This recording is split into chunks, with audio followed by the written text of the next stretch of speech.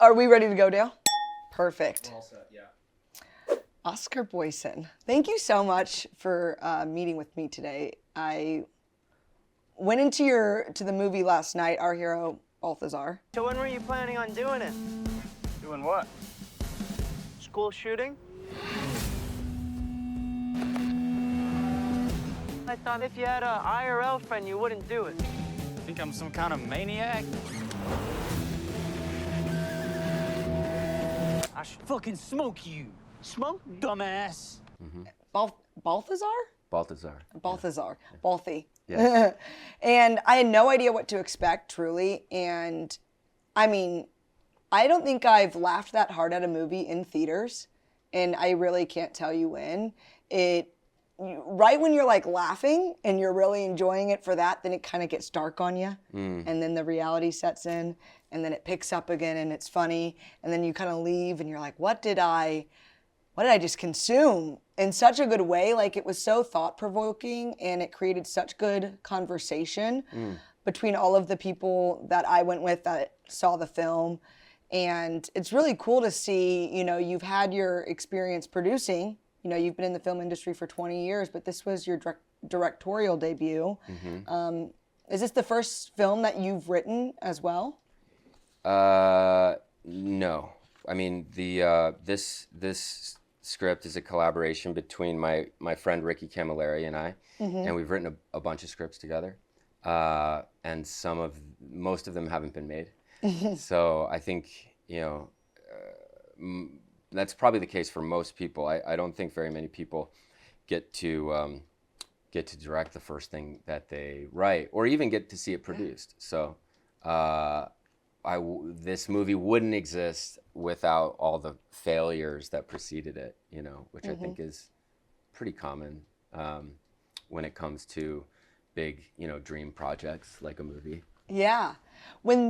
Since this was your first that actually you wrote that then was made, is there some that you look at that you're like, wow, I'm surprised that one didn't get made? Or like, was there anything where you're like, no, this was it when you wrote this film? I think that the first few, I was probably, I don't know if this is exactly right. Like, I would almost say that the first few I was writing them, or the ones with Ricky, it's like we were writing them to get like validation from the industry, to get the industry to say like, yes, we want to do this. So inevitably you're kind of catering to somebody else, right? When you do that. And whereas with this one, it was like, well, even if you have to believe that the industry is going to like your movie, because you have to believe that your movie is great and is gonna. I think you have to believe that it's gonna be a commercial hit, or it's gonna be entertaining. It's gonna be accessible, which I did. But it became very clear that nobody in the Hollywood side of filmmaking was gonna invest in us. And so at that point, you are just making it for yourself, right? Yeah. You believe there's an audience there on the other side, but you're essentially greenlighting yourself. So I think in that way, it became much more our movie than it would have been if a big company had cut a check based on the script and been like, we want to do this, because if they'd done that, they would expect to be involved in a lot of other ways. Maybe not final cut, but at least for there to be the sort of usual push and pull of art and commerce, and because they're making a large investment in your project, right? Yeah. So. And what was the budget for this film? We were just around like $2 million. Wow. Yeah. That's incredible because, I see this, the way that like cinema has developed over the years. And I remember like you used to get like these massive budget films, like a $300 million film that happened once a year. And now it's like there's multiple in a year. And I feel like it's just saturated the industry, and now there's like so much pressure to the consumer of being like not enough people are going and breaking box office, and I I think it's really cool to see somebody like you make such a fantastic film for a lower budget while also bringing in, you know, actors that have experience, but that are still kind of like fresh faces to some people. You know, it's like I was watching it and I recognized some of these people, but then when I went and I looked them up later, I was like, oh, I didn't even realize that this is what I knew them from. So I think it's really cool that you were able to make such a fantastic film on a lower budget. Which is funny to say, $2 million. I would have liked more money if somebody had been willing to give us more. Yeah, true. I wouldn't have been able to tell though. Like what you did with it. How was working with like a $2 million budget? Do you think that it's easier than people kind of make it out to be? Do you think that the barrier to entry to film production should be lower, or do you think that it did provide some of its challenges, and if so, what were those challenges? I'm glad you wouldn't have known or noticed that, or you wouldn't have thought of like a certain number at all while watching it. I think that's the goal, and certainly like from my own experiences producing, especially low budget stuff that did resonate with the culture, even if it wasn't as expensive as the average Hollywood movie, not even close. You know, you think of a movie like Frances Ha that has so many fans that cost far less than $2 million, right? Yeah.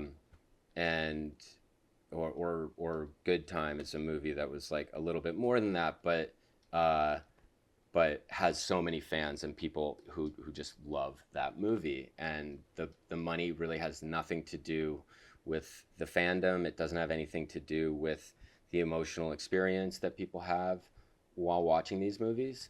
So having had that experience and knowing that you can spend a ton of money on something that has no fans, and you can spend very little if you're smart about it, and mostly it's about just good people. I mean, the people who worked on this movie worked really hard, and so you can talk about budgets, but for me it's so much more about the people that you're lucky enough to get to collaborate with and what they bring to it, because you can't put a number on that either, you know? Mm-hmm. And that's, of course, the actors, but our department heads, art department, locations, costumes, all of these brilliant filmmakers who are contributing, you know. And I know because of the projects that I've done, like if you have something that you can get certain film workers and certain actors are just going to let money guide their decisions, but other ones, if they're in a comfortable position, or I don't know, everybody has their own situation, other ones are going to want to do a project that gives them a chance to do work they haven't done yet, or to work with people that they'd rather work with, or work in the United States instead of, you know, going to Bulgaria or Colombia, right? Yeah. So there's a lot of little things that I think you can do, and usually usually they require a lot of work on your part, but there are a lot of little things that you can do so that all of these jobs are accepted by people who are going to give you way more than your money's worth. And that's always a part of, I think, why these little movies can punch above their weight class. Yeah, it's just the whole team that's involved in making them. Yeah. And because you've gone from, you know, producing to directing, and so do you feel that you've been like through this process like way more involved within the team than you were producing, or when you were producing were you very much hands-on in your style? Yeah, I'm definitely not, like, you know, there's so many different kinds of producing, right? Like if you work with Noah Baumbach and like Greta Gerwig, they're not looking for script notes, right? They're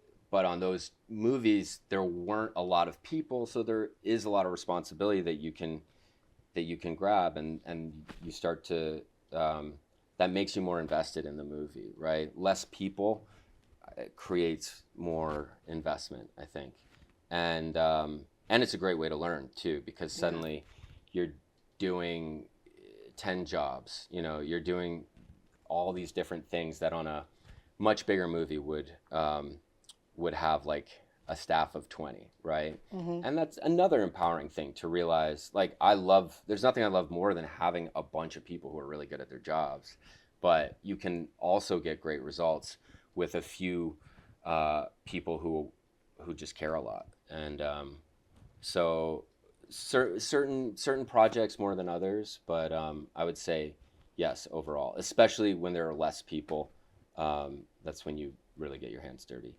But yeah. That's incredible. It was a very funny movie. And it's, it being so dark in its nature, the fact that it was so funny, I thought was very impressive.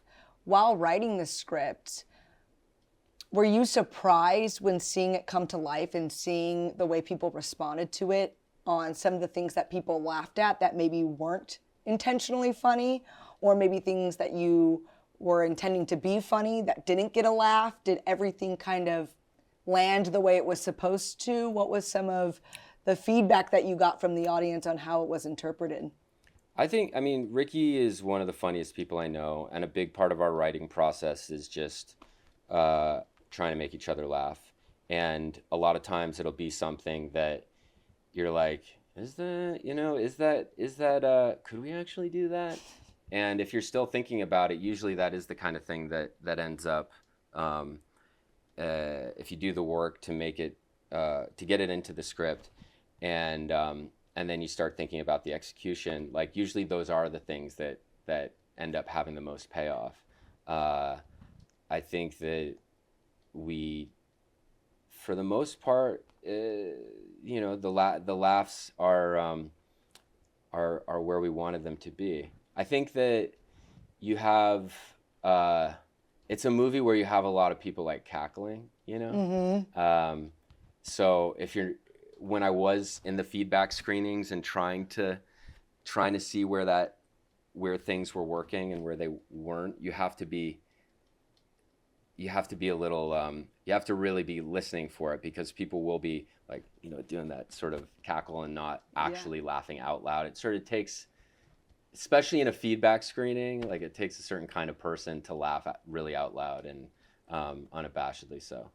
And that's part why, at least in the early screenings, I would do an intro. I did one sort of like this last night, where to try to be like, it's okay to laugh. You know? Yeah. But I know the movie's worked. At this point, it's worked pretty well, even if I don't do that. Yeah. Is there anything that you changed after the initial screenings? Like Tribeca? Well, when you said like you would do the feedback screenings, is there anything that you kind of observed reactionary-wise that you're like, oh, maybe we'll alter this? How do the feedback screenings kind of affect the way it is released in the end, if it does? Yeah, I mean, those are way early. Those are before we've even submitted to a film festival, when we're still open-minded about making adjustments. So I think that first feedback screening, it was an hour and 47 minutes. Oh, wow. And so we're now down to it's like 131.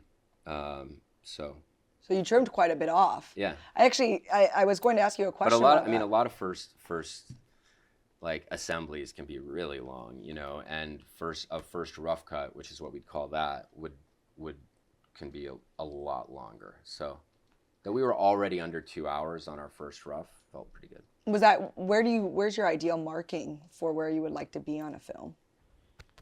I'm a big fan of the 90-minute banger, I think that it's like, I don't know if it's the James Bond sort of effect that like we feel like we need to give people more movie because movies are too expensive these days, but I don't like a 3-hour Mission Impossible is not my kind of thing. Yeah. And I think for a lot of us, it's like, okay, I want to walk into the theater and have like a 90-minute, buckle up roller coaster ride. And so that's what I was thinking, because that's the kind of experience that I like. It's interesting to hear you say that. There's actually, in my opinion, quite a parallel with that and then stand-up comedy.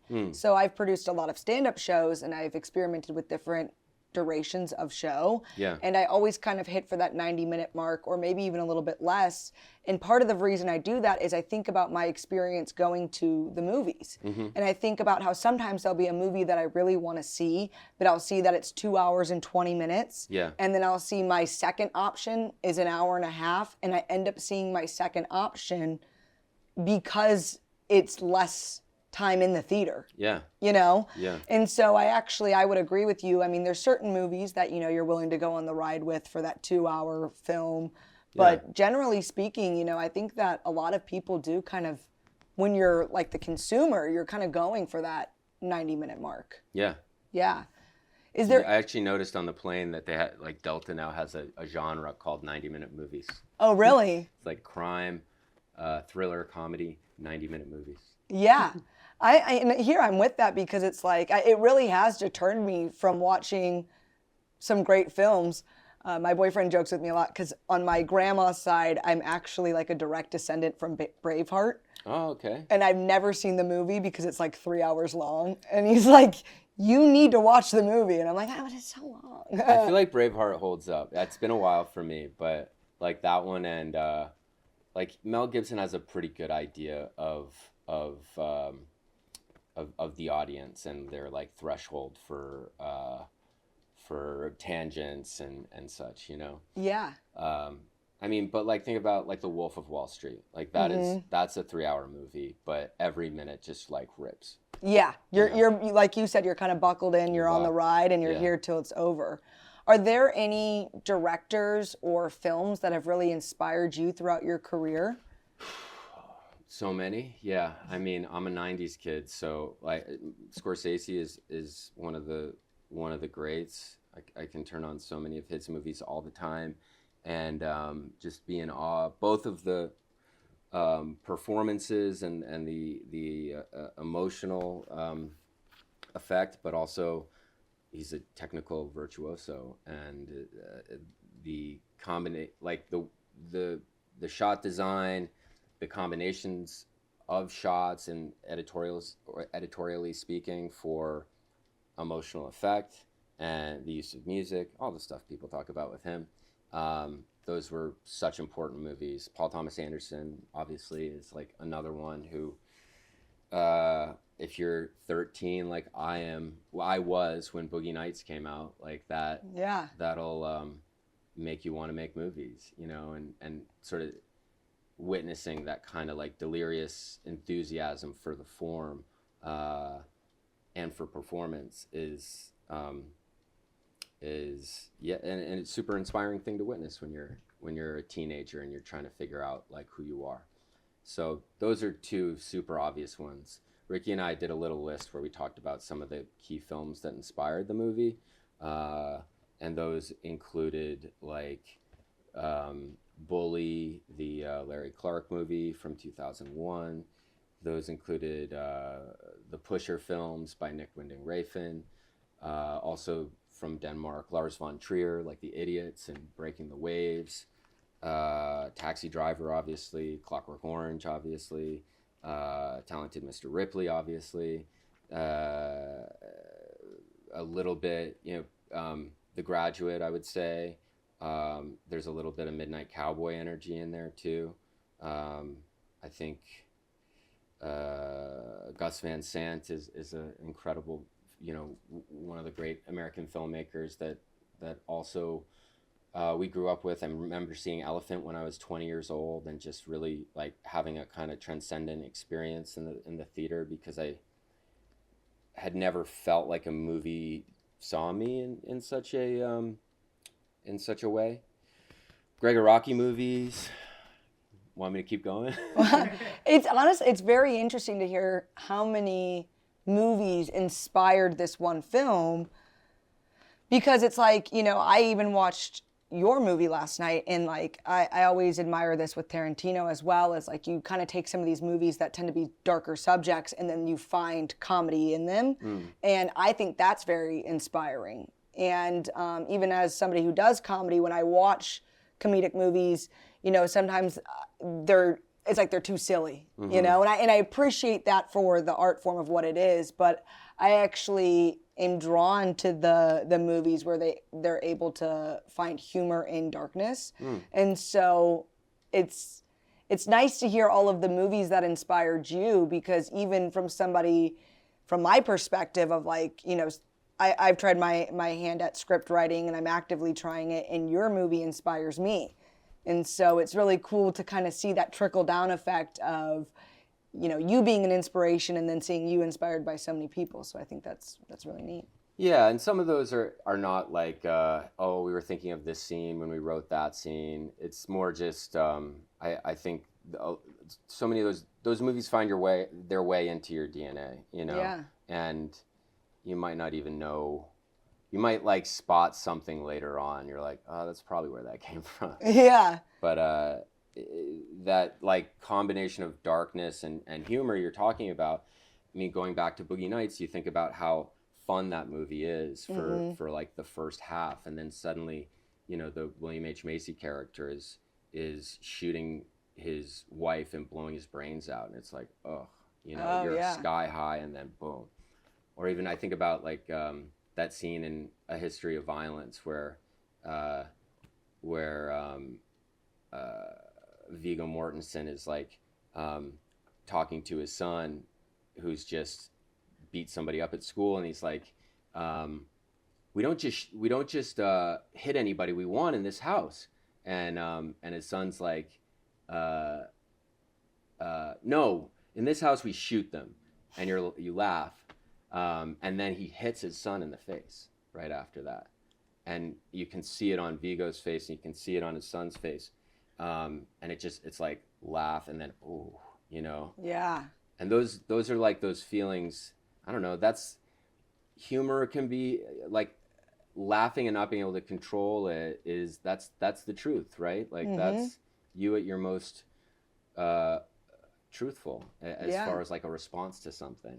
I laugh in awkward moments. Like if you tell me bad news, it's kind of, sometimes I'm there with you and it's somber, and sometimes I'm like, I got half a smile on my face. I'm like, it's not because it's funny, it's because I'm like uncomfortable or whatever it might be, Yeah.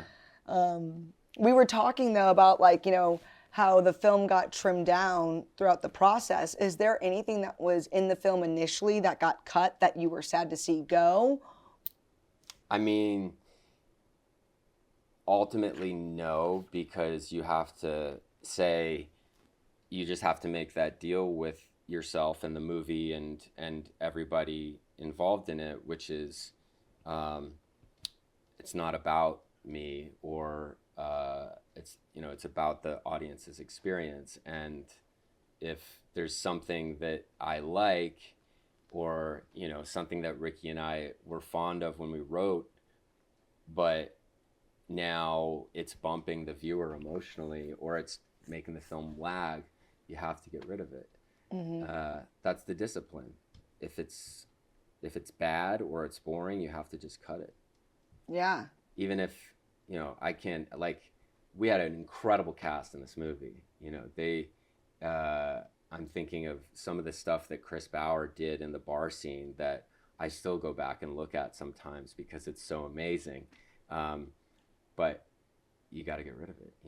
If it doesn't when it doesn't belong there, when you can get rid of it, and it's not going to change anything, and you just have to cut it. Wow. I think a lot of people, like, I even sometimes the editors would be like, wait, we're cutting that? I would be like, yeah, we're cutting that. Because I think a lot of movies, they're you cut 20 minutes, you cut 10 minutes, you cut a few minutes, it can make a huge difference. And especially like you're talking about for these 90-minute movies that you prefer, there's almost always something there that you can do to tighten it up. And I'm always going to be open to that, because I can think of maybe 2 indulgences that we left in just because I liked them. And you should do that too. Like, that is you making your movie, and you can do whatever you want. But may I ask what the 2 indulgences are?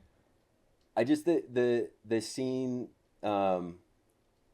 like the scene where maybe it's not an indulgence, just the scene where Solomon comes back at the bar and he's like suffering builds winning on stage, and then his dad, there's that exchange between his dad and his dad's friend Soups, the Avanjogia character, where he suggests that, you know, his girlfriend should check out Solomon's package, and then like Beaver, you know, grabs him under the table.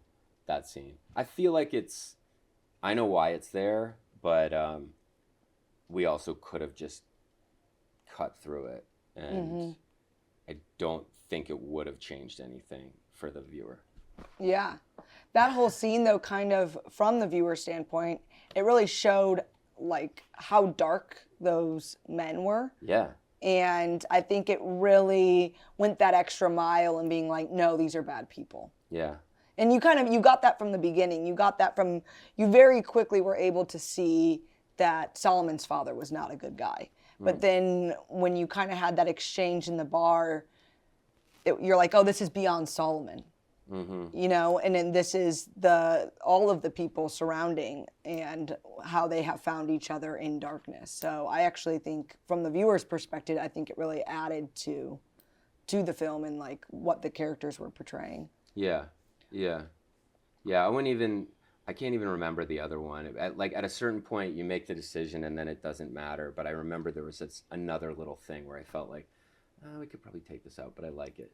And when you have a scene like that where there's a band playing, so there's a time sink that you have to worry about too. And then, you know, the blocking is very specific as well. So to remove a little piece is it better be really important if you're going to take something out that might mess with the viewer's idea of like the visual continuity, right?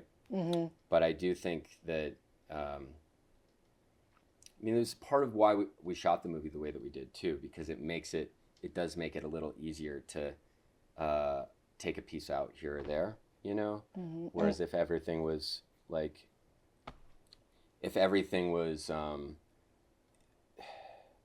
filmed, designed to be like a oneer, you know, that would be a lot harder to cut these pieces out of. Interesting. To tighten it up. Yeah. Is there anything during the process of making it that you were very set on keeping in?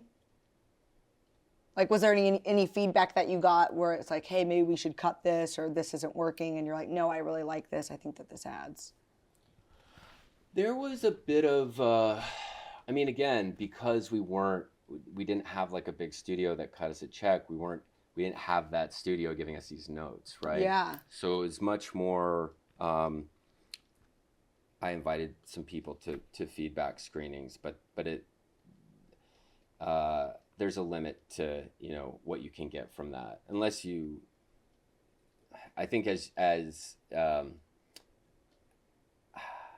you know, at this point I do have a lot of people in my life who are really good at these kinds of notes and honest with you.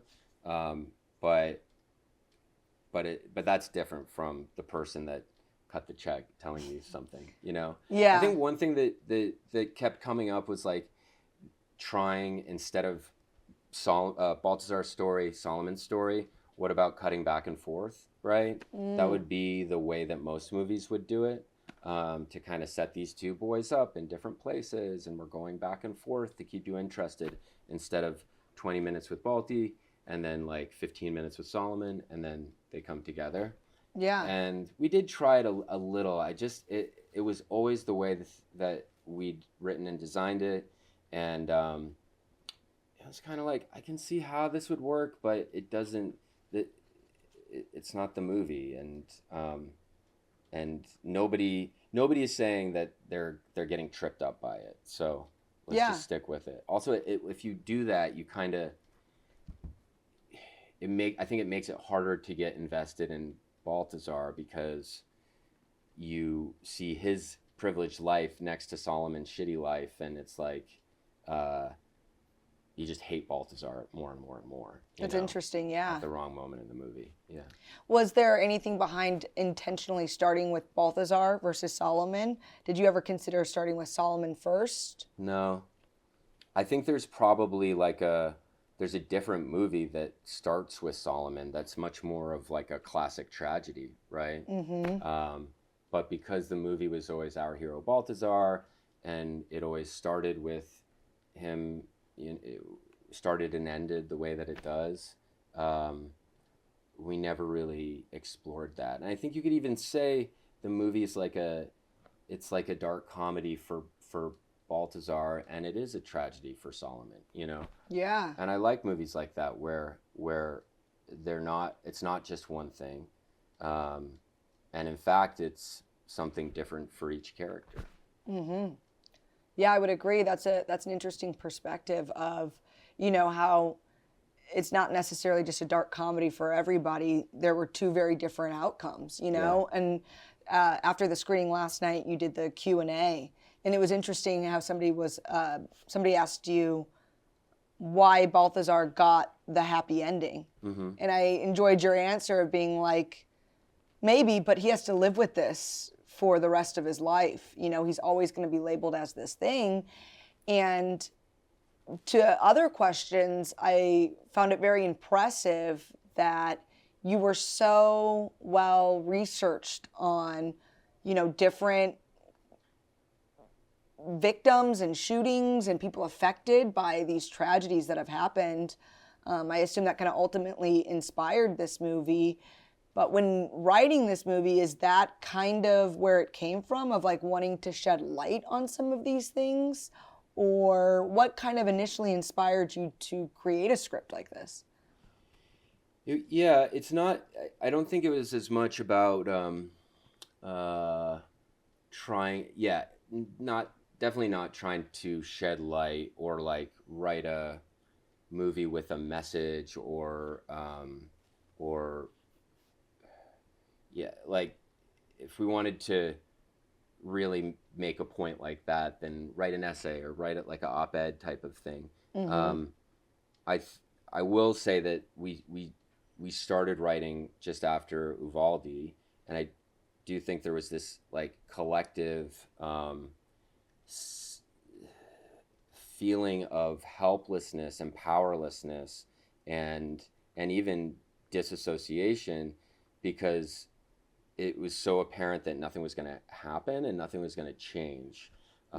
This terrible thing happened, a bunch of kids were killed, and yet again we're just going to not talk about it, and nothing's going to change. Yeah. That and I think some other people were probably started writing around that time too, because you're seeing more examples of movies and stories that want to talk about school shootings, the school shooter, the mass shooter in our culture.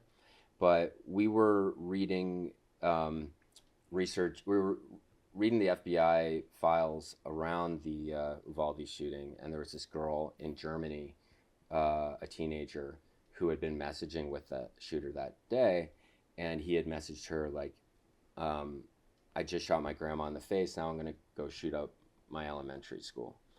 And she responded, cool. And you can't really blame her, because it's the internet. He's a troll. He's somebody who sends things just like sadistic threats, whatever. He'll send whatever in order to get your attention. And we've all seen bad things on the internet, that you don't know if it's real or fake. You don't know if somebody's actually in trouble or just performing that, right? And she got dragged by people on the internet who were like, you could have done something, which is like, get out of here. How are you going to say that this girl is responsible for doing something in that situation, right? And that felt like a microcosm of what it is to be on the internet today, and to see terrible things happening, but not being able to do anything about it, and even being expected to like in hindsight being the one that is was on you to call the cops or something, right? Yeah. Like, so that was kind of the kernel of where we started, and with the idea of like who would get this message and actually do something about it. Yeah. So that's kind of how Balthazar was born. Yeah.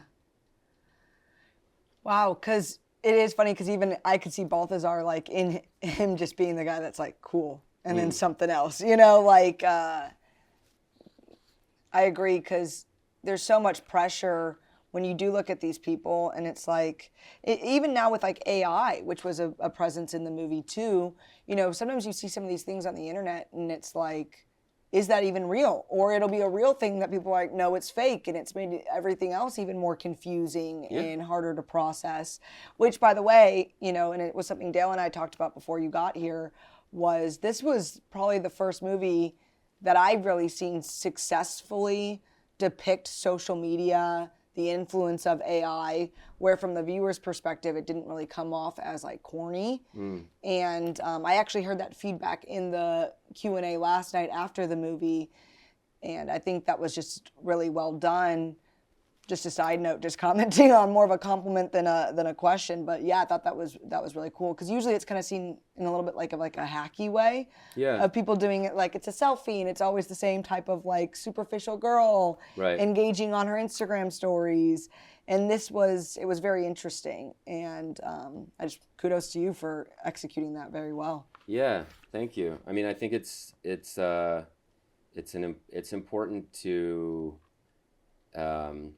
engage with contemporary issues and you know, part of this movie is like, the movie's not about school shootings, but it is about what it's like to be a kid right now, and social media is part of that story, and and the threat of a school shooting happening where you go to school is a part of that existence. And but there are a lot of movies that are supposed to be contemporary that just completely deny both of those things. Yeah. You know? I've even thought about that, just like, because sometimes you see it in a movie and it almost turns you off completely. The idea of phone, social media, but it is just so in our world that it is kind of like in a way unavoidable to bring into movies. And I do think that I've also observed certain people just choosing not to touch it because they're like, I don't know how to do it. But yeah, I thought it was done very well. Yeah, there's one kind of movie that's like a screen movie, right? Which I get if you fancy yourself as sort of like a filmmaker, you that might not be what you always imagined doing, and it will feel dated, right? Like if the whole thing exists in an operating system, not taking away anything from those movies, but there's a lot of space between that and a movie that doesn't have any screens in it at all. Yeah. And you think about, I don't know, like The Social Network is a movie that is that holds up super well, right? Even if it is grounded in this very specific moment with like technology that is from that date. But I don't know. For us, it was like, this movie's not about the screens. It's more about the people and the eyes that are looking at the screens. Yeah. And I don't know. I was I guess a little worried that it would be boring just watching a boy like be on his computer, but I'm really pleased with those sequences in the movie. Yeah, I don't think it came off boring at all. Yeah. I actually think it was also very like nicely timed, like the way you it was everything served exactly what it was supposed to on screen, and it didn't feel like too long or like it lingered too much. I thought it was done very, very well. Great. So, yeah, that was incredible. As you know, somebody who's gone in from producer to director, who's written a lot of scripts, who's been in the industry for, 20 years, what would you kind of recommend to, the next generation of people that want to get into film, that want to make their scripts come to life, having kind of had your hands in all the pots? Is there any advice that you would give to up-and-coming script writers and filmmakers? I mean, I think it's pretty cliche, but you just have to keep making stuff and not and if nobody responds to the like thing that you just made, then go make something else. You know, if you're just, I think it can be kind of easy to get into the trap of wanting somebody to tell you it's good, or wanting somebody to want to produce your script, but you can't like force that stuff. And but what you can control is making a new thing, and you might not be able to get as much money as somebody told you you needed in order to produce it, but so write whatever you can make with whatever money you have. I think those are always the ideas that I'm most attracted to, are the ones that cost like $5 but somehow have the impact of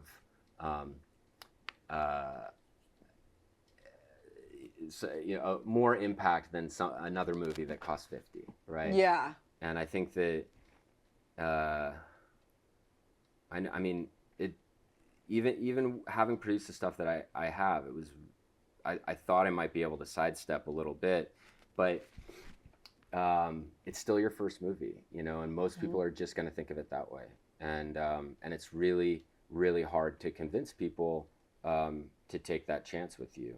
So I think, but on the flip side, you know, maybe it's not the feature, but if you can make something that catches people's attention for $500, someone is going to give you $5,000 to see what you can do with that, you know? Yeah. And if that is also good, someone will give you 50,000, and you can just keep, you know, getting like a slightly bigger canvas to work with. Yeah. I also think just find your people. That's like the thing that is really important. Is like when I moved to New York, I remember trying to get a job for like a filmmaker that I'd heard of, you know, like that felt important. I wrote letters to people like Spike Lee and David Fincher, but like that's actually not important at all, you know. What's important is the people who are your age, who are gonna hold the boom on your movie, or let you film at their apartment, or, you know, introduce you to their friend who's an actor who wants to be in your movie. People who have the time and the hunger for experience and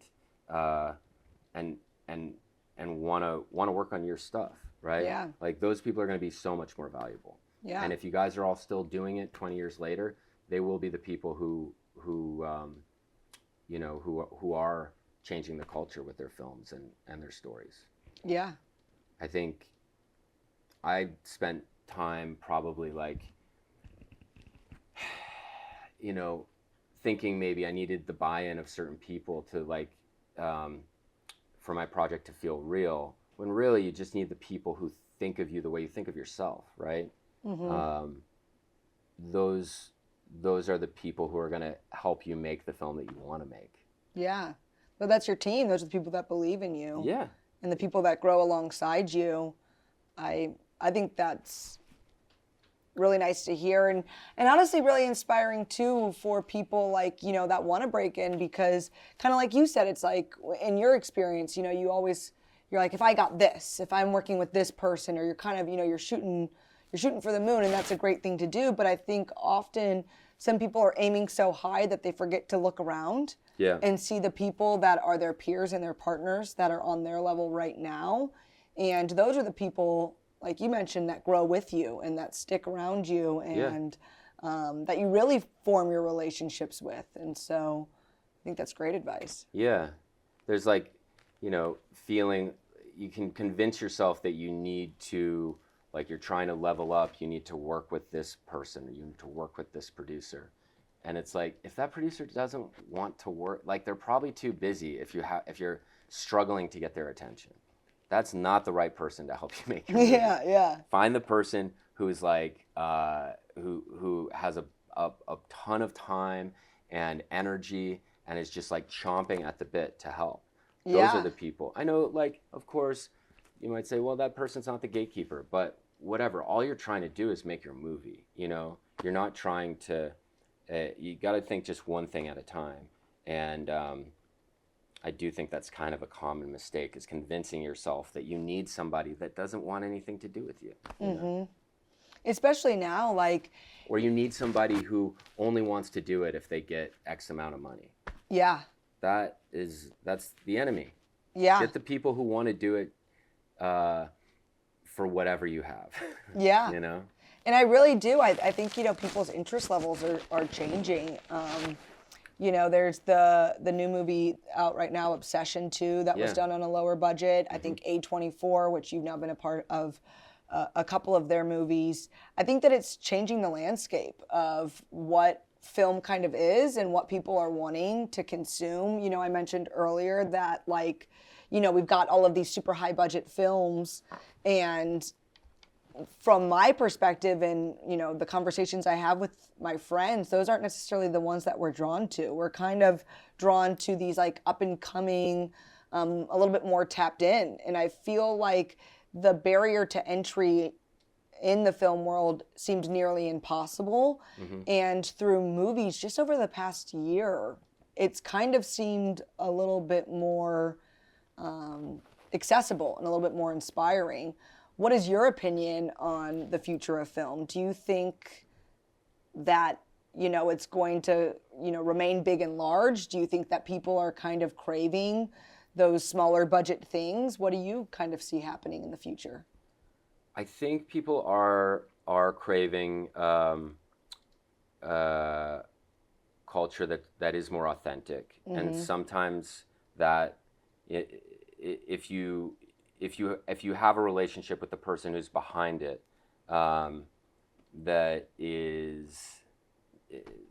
that's more than just like, oh, this person is a name, right? Like that. I think that fosters a more human connection with whatever they're making, right? In podcasts, you get that, right? Like a lot of, I think part of the rise of podcasts is tied to feeling connected to the like fans who they listen to these people all day, and they feel connected to them. It's like you're there's nothing between you and your audience, right?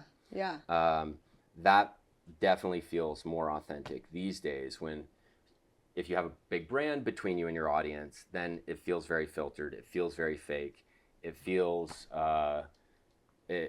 you know that certain people aren't saying certain things because the brand doesn't want to get in trouble, right? Yeah. And that leads to like a lack of authenticity. So I think that movies, and maybe it's kind of there with like Curry Barker, right, who's coming from YouTube, or Markiplier, who's coming from YouTube, where they already have a very authentic relationship with their audience because there's nobody between them and their audience. You know, it's the YouTube, it's the Patreon kind of model. Then when you show up to see it in the cinema, it feels authentic, right? Yeah. And I think you could say the same for like Matt Johnson and Nirvana, the show, the band, the movie, right? Like you go and those guys took that movie on tour. They do like every interview. They're in the movie. They made it it's about them. So you're invited to be a fan in like a way that's going to feel a lot more authentic than anything that you could have with Steven Spielberg, right? Yeah. And so that feels to me like where this is going. Like the brands are going to disappear. Like you don't listen to Joe Rogan because he's on Spotify, right? Where people would follow him wherever he goes, and the same way that people followed Stern where he would go, right? And I think that I mean, look at Taylor Sheridan. He's going to I mean, I don't know if he's a perfect example, but like there are a lot of people who like those shows, and they're going to go where he's going instead of staying with Paramount. I don't think people are fans of like a Paramount, right? I don't even know if they're a fan of A24. If you think about the way that a musician or a podcaster has this relationship with their fans, where like Halsey was a co-producer on our movie. When she wants to reach out to her fans, like she's doing it in a way that, hey, you guys, like, I'm doing a show in Austin tonight, and she's speaking directly to her fans in Austin who want to know about that, right? Yeah. I think that film is heading more in that direction. Yeah. So that filmmakers can have that kind of relationship with their audience, with their fans. I think it's harder to be a fan of an actor than it is of a director, right? Like, I feel kind of bad for actors these days because they get paraded around every single press opportunity. And they're not really allowed to have opinions either. Like, you know, there was a roast on Nikki Glaser roasted Leonardo DiCaprio, and she made the classic Leonardo dating young joke, and she goes, I'm sorry, but I just don't know anything else about you. There's nothing about you on the internet. And it kind of made me think, I'm like, yeah, like a lot of these actors, because they kind of have to consume and go in and out of these roles, you don't really see them sit down and do a podcast or share a lot that's the way it used to be, right? Yeah. And DiCaprio is like the last guy who's held on to that. I know, I mean, Pattinson's like that too. He doesn't have social media, but that allows an intrigue that makes you interested because you don't know anything about them personally. You want to show up, and it allows them to disappear into the character, and then you show up and get to see them in the movie, right? Yeah. Whereas today, the 20 and 30-year-olds, like the media saturation is just out of control, right? Yeah. I don't, like, do I need to go and see this person who I've seen do every single press stop? Like, Interesting. that's what I'm talking about. Yeah. And I, unfortunately, like, I don't think it doesn't set up the relationship with a fan that, you know, somebody like Curry Barker or Zach Kreger or Jordan Peele, you know, like these people have. Or any YouTuber, right, that has like a lot of fans that would show up to see the movie in the theater just because they want to support them, because they feel that connected to them. Yeah, they want to see him win. Yeah, exactly. Yeah.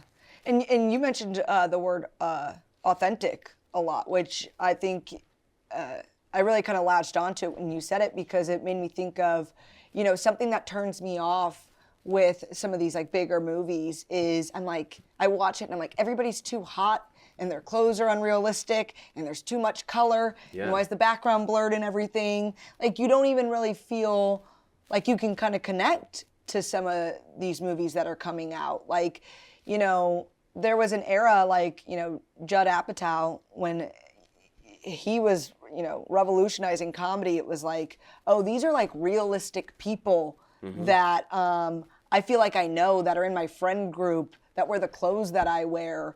And I think that, you know, the kind of grounding in the films recently that we've seen in some of these movies that we've talked about, and the people that are emerging, you see that a little bit more. And yeah, I mean, I think that's probably why so many English and Irish and Australian and New Zealand and South African actresses are getting cast in American roles, is because they haven't had so much work done as all the LA actresses. You know? And we're trying to cast people who look like real people. Like, yeah. That is what a movie is supposed to be, usually. I see that on my social media. Like, it'll be like, when did people stop looking unique? Yeah. You know, and they go kind of, and they pull a lot of people from the 90s or the early 2000s as their references. But I agree. I think that people want to see real people. And I think that's interesting. And I think that adds to a film. I think that when you've got, you know, these A-list celebrities that you just kind of see everywhere, or these actresses or actors that have had a lot of work done, it does kind of take you out of it a little bit, because you're like, this isn't somebody that could be my mom, or, you know, or whatever character they're trying to portray in a film. So I do think that kind of keeping the consumer in mind and what is reality, and, you know, when you have money from these big production companies or these massive budgets or whatever, the people that are making them, the people that are starring in them, they're a little bit less tapped in, which naturally kind of happens with success.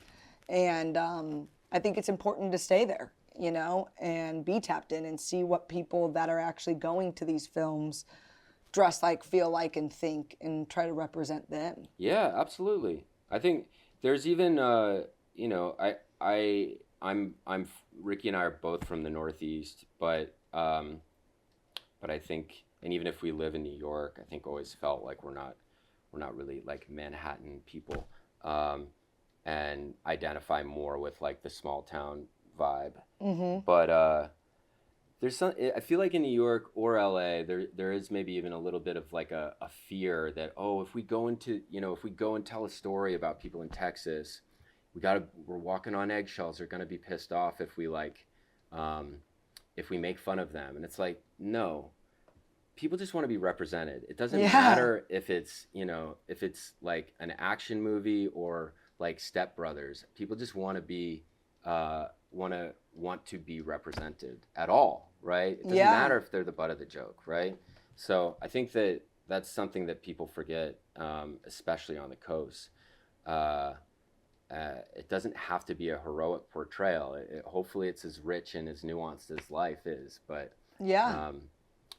we've lost because so many movies get shot outside the U.S. I think even if you are told as an audience member, oh, it's Los Angeles, like something subconsciously is telling you, no, that's not Los Angeles, right? Yeah. That's Australia or that's Spain. Yeah. I bet it's like 8 out of 10 movies that are supposed to take place in America get filmed somewhere else these days, which sucks. You know, that is a huge, huge loss in terms of culture, you know, that used to come from films. And it's obviously tied to money, but that's the kind of thing that often just takes you out of it as well. Yeah. And I think it's interesting to hear you kind of comment on that as well.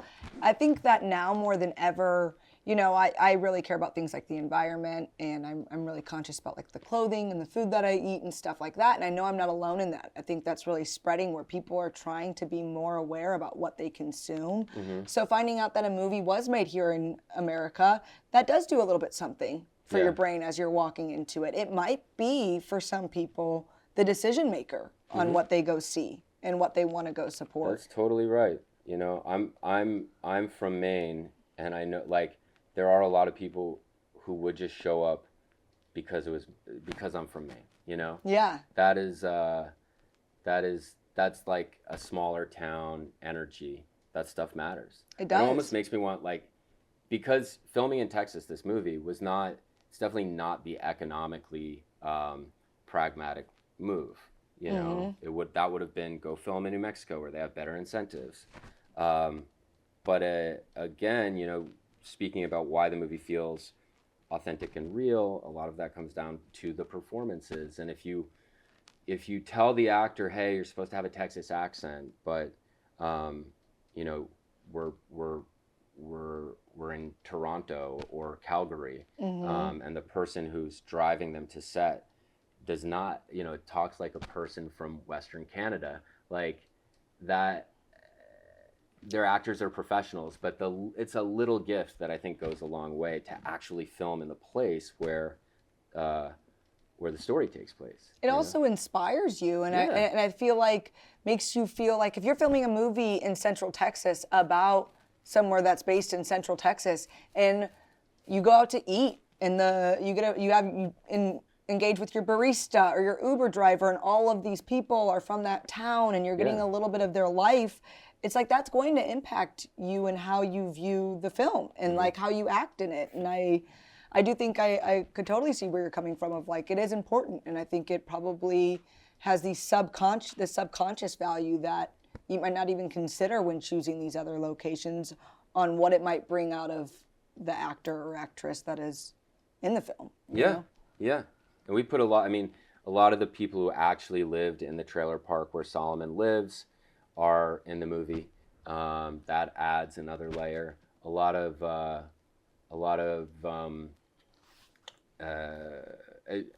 and across the board in Texas, when we would try to include, you know, people who actually live there. But even like when we went to the bar, and I first found that bar that we ended up shooting that sequence in.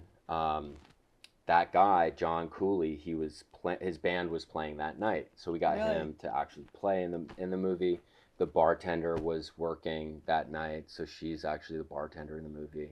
That's awesome. Like, and hearing that, truly, like from a consumer's perspective, it makes me happy. Like, it makes it when I go recommend, like, I've already recommended this film to people, which at the end of this, I want to make sure I really get from you where everybody can go see it, that timeline, etc. But that'll be the fun fact that when you're like, oh, you got to go see this movie, it's so great. And by the way, did you know that they actually use a lot of people from Texas that worked at the bar or this or that? Like, those are those kind of cool things that really, it adds to the narrative. Like, I feel like people like to know when you're watching a movie, like the did you knows, you know? Yeah.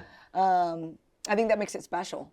It almost makes me want to, like, on the next movie or a future movie, like, even put that at the beginning, you know, this movie was made in Texas or this movie was made in Florida. Like, I think you should. Yeah. You know, and I'm seeing that even more with like AI, you know, you'll see advertisers be like, oh, this is made with AI models. Right. And I've now seen the opposite of people being like, this is made with real models, or this is non-AI generated, because kind of as I mentioned before, I think that people are becoming more aware of what they're consuming. And we are in the middle of a shift right now of what we know, what's about to be. So we're all told. Everybody's saying AI is going to change the world. Everything you know is going to shift, etc.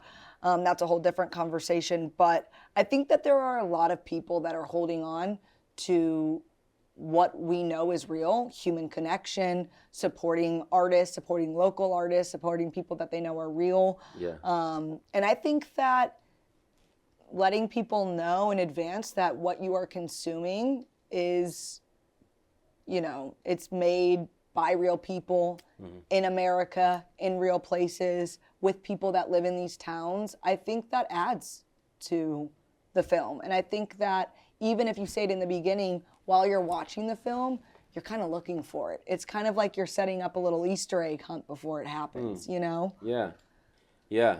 I mean, the tech companies definitely just think we will all watch whatever they put in front of us, you know? So I think anything to help push back against that is productive and important. And is that something that's important to you in the film industry, of like kind of pushing back a little bit as things kind of develop with AI and CGI and all of these things that are happening to film? I think I don't know. I can see how it could I mean, AI is already like built into a lot of editing and visual effects type software, right? Where you're just, it's machine learning. So I for that stuff, I think that I kind of just imagine some of the post-production things that used to involve like many steps and stages and layers, like just working with one person who has like a suite of tools, and then you can work with them. Like, I could imagine a scenario where that's useful. But, you know, you've seen the movie. Like, I love working with human beings and actors. That's the important part of it. And there's no way that AI is ever going to be able to do what, like, Asa Butterfield or Jade Martell or Chris Bauer do in this movie. Because even or like, if I don't know, that would be such an annoying. I'm just imagining somebody like trying to feed prompts into a computer to get that, and the richness of like their expressions and gestures, the body language. It's not going to work. no, make their eye furrow more, or like cry harder or whatever. Yeah. And you know, because I feel like the editing tools, things on the back end, I feel like most people are probably more comfortable with, but there is always like been that threat of like AI actors and actresses, and pretty soon humans will be kind of pushed out of roles. And we've already seen it in commercials. I believe it was McDonald's or Dairy Queen commercial that used all AI humans for the commercial. I guess they're not humans, they're bots or whatever. but it received a lot of backlash. So I think that it's one thing to have AI kind of on the tech side. It's another when you're kind of trying to replace the human element of it. And yeah, I think it's cool. The more real that you can represent in the films, I think the better. Yeah, agree. I don't know. For me, right now it feels like it's part of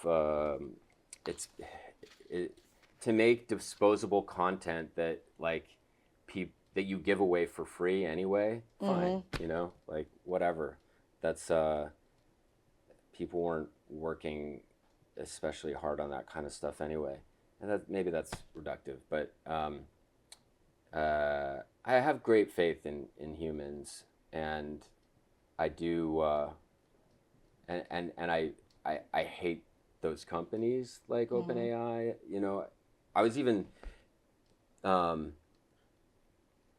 yeah. So it's hard for me to separate like the how much power we've given these companies from the other question of like, how are they going to get involved in our media, you know? Yeah. Or how are they already getting involved in our media? Because the speed at which we're just normalizing all of this stuff, and let's get rid of all regulations so that we don't get, you know, passed by China or whatever. It's like that's part of what the movie's about too. Is just the you know, like I was talking about that moment with Uvalde, instead of doing something for the kids in this country, we're just going to make money off of it. Yeah. You know, and that again and again, that's why I feel so badly for the Baltis and the Solomons of the world, and for anybody who's young and trying to figure out who they are. It's just like this feeling of powerlessness, that annihilation mentality that Eleanor talks about. There was even this school shooting earlier this year. I don't know if you heard about this in Western Canada, where the shooter had been going on ChatGPT and like talking about the shooting that they were going to do. And employees at OpenAI saw what the shooter was writing and flagged it and said, this doesn't look very good. We should do something. And the company said, no, we're not doing anything. So they didn't. Because to do anything would be to admit that they're responsible. Yeah. You know, which once they start doing that, then we're all going to sue them. But they didn't do anything, and that shooter, you know, killed 15 kids at their school. And there is a level of responsibility. Absolutely. You know, when you're creating this thing that converses and advises and informs, you're responsible. You know, especially if it's getting flagged on the back end. And, you know, I think drawing attention to that, whether it be through a movie, whether it be through a podcast, I think that it's important for those kind of conversations to happen. And I think now more than ever, I'm seeing, you know, people in society kind of pushing back on just things that we're being told, like, accept. And, you know, I see it online.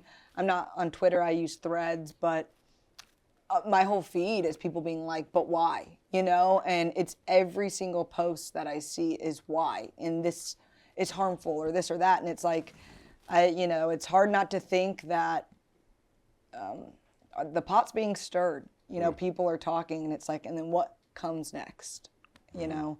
Blow it all up. Yeah. Is there anything, you know, before we wrap up here today, is there anything that like especially interests you, or something that you really like to talk about, whether it be in the film industry, the movie that you've created, life that, you know, you don't often get to say or bring up? If there is, I'm not, it's not coming to me right this moment, but no, I mean, I'm just eternally grateful for to have this chance to connect with people about the movie. Yeah. And in that respect, I guess I do have to thank Instagram a little bit, because it's opened up channels of communication with all these people who love the movie and feel seen or feel represented, or or going to see it like 5 or 6 times and have reached out or sent us fan art, and that's so cool. The poster's awesome, by the way. Speaking of art, Yeah. it's one of the better movie posters I've seen in a minute. Yeah, that's incredible too. Like I even I saw that you were doing like Reddit Q&As, and you know there are a lot of great things that come from social media. I've learned a lot from it. I've been exposed to it. I've made a lot of connections through it, and it's nice when you see people doing it right and people being involved in the right ways, and it's been really cool to see you do that. Like I went through and I read some of the Q&As that you did on Reddit, and I'm like, what a cool thing to do, allowing fans into your world like that. And even watching you do the Q&A, sitting here while you do this, it's been really incredible, and I've gotten to observe you over the last 24 hours, and yeah, you're really inspiring, and you're very cool, and you're somebody that I want to support, and I think a lot of other people will too. So, yeah. Thanks, Bianca. Of course. And for those people that do want to support you, you know, where can they go see our hero Balthazar? So, well, we're always at the Village East in New York City. Right now we're at the Flix Brew House in Austin, or Round Rock, Flix Brew House in El Paso East, and another one in Lubbock. There's going to be pretty short runs, but I think we'll be coming back to all of them later this summer. But really, you just go to ourherobalthazar.com, and we're always keeping track of all the different screenings and wherever you are in the country and in Canada, because we're going to start touring there. Awesome. You'll be able to find us. But also, I'm sure we don't have a streaming date yet, but that will happen by the end of the summer, but I just don't know for sure. Okay, cool. That's what I'm like. Yeah, when can people go, like, stream the film from home if they aren't able to come see you, like in one of the local places that you're at? Do you have an idea of where you would like to stream? Or are you going to? Like which streamer would I prefer? Yeah. Or just like even, you know, I don't know if this is even a thing in film, but like YouTube or the public or a private link on the site. Like what's kind of your hopes for streaming when that time comes? I just want as many people, you know, we live in this moment where it's so hard to get people's attention. I don't think, you know, you really come up against it when you make a movie and you think, okay, we're all good now. And then you realize, whoa, it's so hard to even get people who would like the movie to know about it, right? That's actually the harder part. Because if they know about it, they'll probably check it out. But just to get them to know about it. So I would just say whatever streaming platform is going to seize the opportunity there and is going to, like, you know, if they put your movie on their front page, boom, on Netflix, that means like 10 million people are going to check it out, because a lot of people do just watch what's on the front page. Yeah. That is a power that Netflix has, that any of these streamers have. So naturally, they're more inclined to do that with stuff that they're more invested in. Yeah. Or movies that they have a relationship with the filmmaker, and they want that filmmaker to feel good. So there's all these different. It's similar to the kind of the way the algorithm can play you or can play for you in social media. There's a lot of different things that can help or get in the way. Yeah. Wow. Well, I'm excited to see what ends up happening at the end of the summer. Like I said, I want to go see it again, and I've definitely recommended it to a lot of friends. So when this comes out, if it's still playing in Austin, I hope people go see it, or at least go look it up online. Yeah. And then, I'll hit another wave at the end and make sure everybody knows. I'll keep up to date on where it's streaming, and I'm excited for it to be out there. Yeah, and I'll let you know. We're still playing on Tuesday and Wednesday. But I'll let you know if we come back. I was hoping maybe we could do something with like Austin Film Society or one of these, or an independent theater. And build it around that. But because it's part of why I'm here is like I know the movie plays much better with an audience. You know, it's not that it doesn't work when you watch it by yourself. It does. It just functions in a different way. It's very with an audience. You kind of see. When you laugh at something, and you hear the guy behind you Yeah. or the girl in front of you or wherever, you're like, oh, we're like all on the same page together. Yeah. And it's very bonding, you know, and it's cool. It's kind of cathartic. Yeah, exactly, exactly. So, yeah, for everybody watching this, I hope they go see it in theaters and then on the streaming services when it comes out, wherever it comes out. Yes. Yeah. So thank you so much for chatting with me and giving me your time today. Thanks for having me. Of course, I immensely appreciate it, and I'm super excited. I can't believe this is your debut because it's already so incredible. So I'm really, really excited to watch your journey as it continues. Thank you. You're Thanks. welcome. Awesome. We'll keep making them. Yay! Thank you.